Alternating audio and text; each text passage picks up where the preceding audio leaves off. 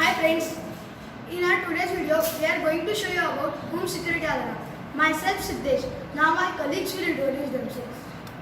Myself Samar. Myself Vipul. Myself Pratik. Myself Sarvesh. Myself Krishna.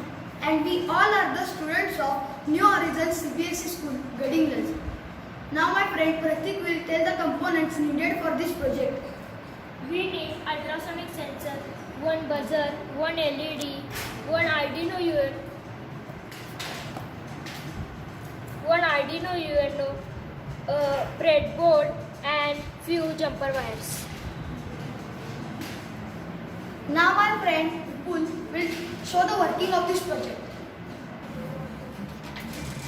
When the thief enters in the house, we get a beep and the LED is lit up.